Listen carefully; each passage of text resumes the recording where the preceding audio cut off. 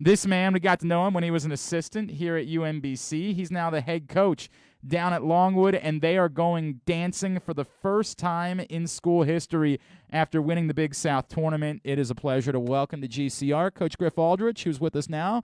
Coach, it's Glenn and Paul back in Baltimore. It's great to chat with you. Thank you for taking the time, and congratulations on a tournament run. Thanks, guys. It's good to visit with you guys again. It's great to chat with you, Coach. It's funny, when you were here, I did not know all of the details of your story, and I was reading Feinstein's piece, and this really blows me away. At some point, does all of this make it all worth it? Like, do you wake up and say, you know what, I probably could be making a lot more money doing something else right now, but this was the dream. This is why I wanted to do this. Well, to be honest with you, it honestly wasn't the dream. I had kind of reconciled myself to, when we left Houston, my wife and I with our kids left to come join Ryan at UMBC. We actually kind of thought, hey, our role is going to be in a support role, and just to be in basketball, but equally importantly, just to be involved with the lives of our players and staff. And so this was never on our radar for sure. My dream, if I had one, was much more, hey, I'm going to hang with my buddy Ryan. And it was his first head coaching gig, and I'm going to try to help him in any way I can, and we'll have a blast doing it while trying to pour into the guys. Well, as it turns out, that worked out well too, right? That also was pretty good for you. Coach, the experience, how did this happen at Longwood, right? Like, how did you go into a place where, you got a program like Winthrop that's been a power for a long time in that league. You have a school that's never been to the NCAA tournament. How did it occur that you were able to get there and get this program to a place where, obviously not only did you win, but you won, you were pretty dominant en route to winning the Big South this year? Well, I think it is funny. Ryan and I still talk almost every day, and I think we share a lot of the same values, which is we want to recruit. We wanted to build a program with high character and high quality people, and that starts with the staff. One of the main things for us here at Longwood is we wanted to assemble a staff that was really focused on investing in our players and their development, both on and off the court. And I think that's been a huge piece to this that doesn't get talked about enough. We have a tremendous staff that is constantly invested in our guys. And then obviously the second piece is, finding the right guys. And I've said this a lot, and I think it's true at UMBC as well. There are plenty of basketball players who are talented enough to play at our level. And so the talent isn't really the challenge, in my opinion. It's oftentimes more, do they have the talent and the character to kind of fit the culture that you're trying to build and establish. And I think we've been really fortunate over the past few years to, identify and attract some guys who fit that mold. And then once they've gotten here, to really buy into what we're trying to do. And it's been a lot of fun to just kind of see the growth and transformation of our players. Not unlike what we saw at UMBC. Sure. with guys like Joe Sherburne, who, really transformed, Jairus Lyles between, the 2 years that I was there. I mean, he was just a different person. I think Brandon Horvath, fits that mold. And obviously I'm naming some good players, but, that was true for the role guys as well. He is Griff Aldrich. He is the head coach at Longwood, of course, former assistant at UMBC that gave up a lucrative career as a lawyer in order to do this, and it's working out quite well for him as he gets ready for the NCAA tournament. Coach, you've brought up Ryan Odom's name a couple of times, and you know the affinity that we have for Ryan around here, and I can tell just by hearing you talk about him the affinity that you have for him. What were the best things that you learned from him during that time that you spent together? And, is there anything that you do as a coach that you're like, you sort of giggle at because I know I only do that because the time that I spent around Ryan or the demeanor that I keep or whatever it is that maybe you learned during the time that you spent with Ryan Odom?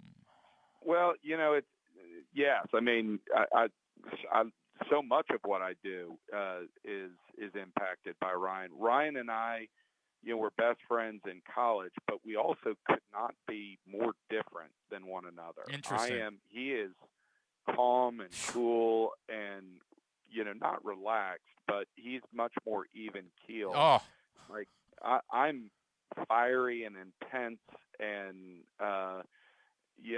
never relaxing. And so I constantly think about Ryan and how he would handle a situation because I know I'm on a scale of 1 to 10 on intensity. I'm at about 12 or 13. And I think about Ryan. But I will say, Ryan is, I'm a hard grader. And one of the greatest joys and I'm going to say this, of my adult life, was the opportunity to watch a great friend up close and personal, work his craft and to be really, really good at it. And there were days at UMBC where I would just be in awe of, man, how did he think to do that? Or that was the perfect thing to say. And Ryan's a close personal friend, so I know his warts as well. But it's really a great joy to kind of see him up close and personal and how he ran things. And, there were a lot of things, over those 2 years that we were together. And even still now we talk about our programs, how we would do things or what we should do in a particular situation. I think, his calm and his demeanor and his ability to provide confidence to his team, where I'm kind of hey, let's all just work harder. There needs to be a balance. And probably the biggest thing that I took from him was that. And I'm a control freak, and Ryan is, hey, let's put him in a position and go let him make plays. And I have really catapulted towards that in many ways, just as a result of watching him coach.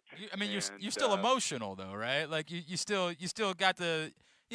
Ryan, you guys would win the biggest games in the history of the school, and you wouldn't get any emotion out of him. I'd like to hope that you showed a little emotion after you won the Big South tournament. Oh yeah, well, no, we're very different in that regard. You can watch, if you watch me coach. I think I was still coaching with about 3 minutes left, up 20, and like we were down 5. But that's just my personality. But yeah, we're definitely different in that regard. I imagine it's not very difficult for you to get this group of guys to believe that they're capable of winning whatever the first round game is that you guys end up with in the tournament, given your own history. I imagine you don't have to try too hard in order to get them to buy in. Well, I think so, but I think where we'll really kind of push them is much more of this. We've got a mature team, and we've got a team that their chemistry is about as good as any team that I've been a part of.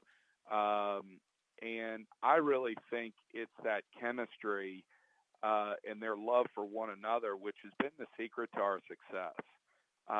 We've got a lot of talented guys, but a lot of teams do.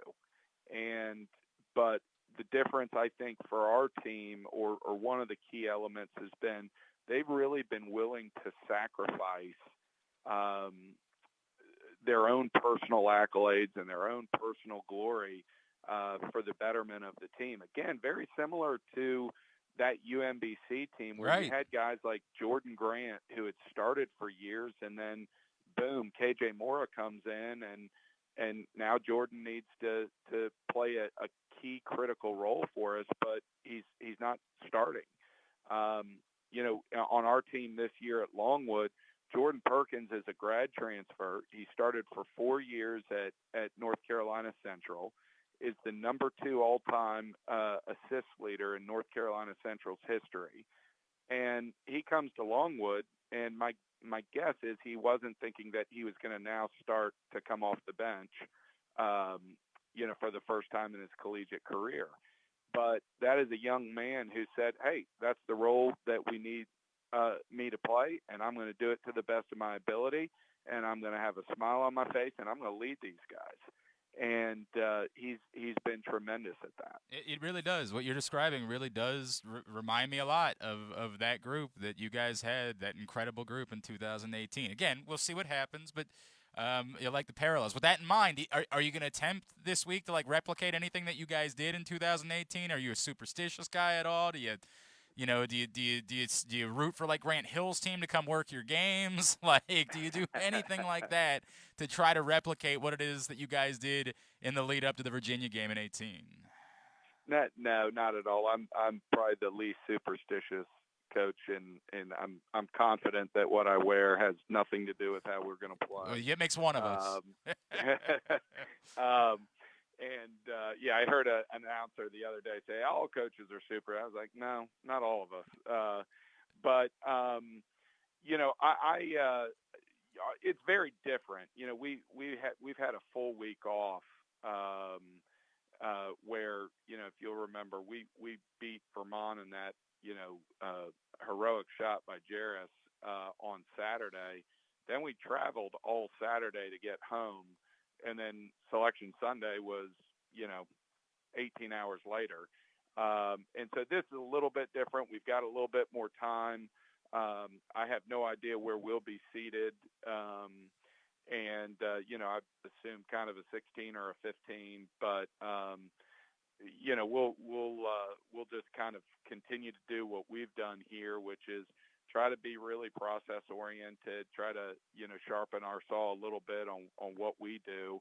And then really kind of, the Sunday game against Winthrop, the guys really just executed at a high level, and, just again, impress upon them the importance of their mental focus, to make sure that's critical to what we want to do. Coach, congratulations, first of all. I mean, it's your story, seeing your beautiful family, and this dream that you're living out, and everybody that you've touched, and even in this community, I've talked to so many people that are just so happy for you and have become kind of Longwood fans now moving forward, and looking forward to seeing you shock the world. Congratulations on everything that you've accomplished down there. Whatever it ends up being, best of luck to you, and thank you so much for taking the time for us this morning. Well, I appreciate it. Baltimore will always have a special place in our heart. We love it. Loved it there. A quick aside, if I have a second. Yeah, of course. One of the neat things, we went to a church called Resurrection in Baltimore, and still talk to the pastor there a lot, David Wow. Drake. As soon as we won the semifinal game, my wife got a text from some good friends from the church there, and it was a picture of them in their car making the 7-hour drive to Charlotte. Wow. Two families. So, Wow. we love it. We loved it there. Still have a bunch of great friends there, and certainly a lot of wonderful memories. I didn't even think about the Charlotte parallel, by the way. I didn't even think about that as we were doing this. I guess been a pretty good place for you to be over there. Yeah, right. That's right. Ryan did say Charlotte's a pretty good spot. Man, no doubt, right? You might want to start thinking about investing somewhere down there. Hey, Coach, congratulations again. And seriously, I know it's a busy week. Thank you for taking a couple of minutes to chat with us. Best of luck in the tournament, all right? Absolutely. Thanks so much.